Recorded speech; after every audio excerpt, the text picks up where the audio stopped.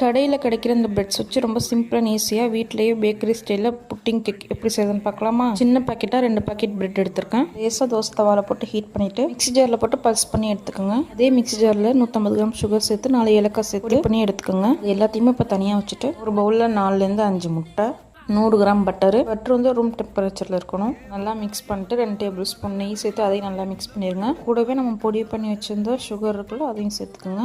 கொஞ்சம் கொஞ்சமாக சேர்த்து அதையும் நல்லா மிக்ஸ் பண்ணுங்கள். நம்ம சேர்த்த சுகர் வந்து நல்லா கரைஞ்சி அந்த மிக்ஸோட கலரே ரொம்ப லைட்டாயிரும். உங்களால் விஸ்க் பண்ண முடியலன்னா எல்லாத்தையுமே ஒன்றா சேர்த்து மிக்ஸி ஜாரில் அடித்து எடுத்துக்கோங்க. அந்த மிக்ஸில் 2 spoon Milkmaid, 2 tablespoon maida மாவு சேர்த்து அதையும் நல்லா மிக்ஸ் பண்ணி கொடுத்துருங்க. நம்ம பல்ஸ் பண்ணி வச்சிருந்த ப்ரெட்டை கொஞ்சம் கொஞ்சமாக சேர்த்து கட் அண்ட் ஃபோல்டு மெத்தடில் மிக்ஸ் பண்ணுங்கள். நான் வந்து பிரெட்ஸை 2 பேட்சாக சேர்த்துக்கிட்டேன். இது கூடவே டெசிகேட்டட் கோகோனட் இருந்தால் சேர்த்துக்கோங்க, அப்படிலாம் ஸ்கிப் பண்ணிடுங்க. மிக்ஸ் பண்ண பேட்டரை ஏற்கனவே ப்ரீ ஹீட் ஆன ஓவனில் 180 டிகிரி செல்சியஸில் ½ அன் ஹவர் வச்சு பேக் பண்ணிங்கன்னா சூப்பராக ரெடி ஆயிரும். மறக்காமல் இந்த மாதிரி வீடியோஸ்க்கு நம்ம சேனல் சப்ஸ்கிரைப் பண்ணி சப்போர்ட் பண்ணுங்கள். தேங்க்ஸ் ஃபார் வாட்சிங்.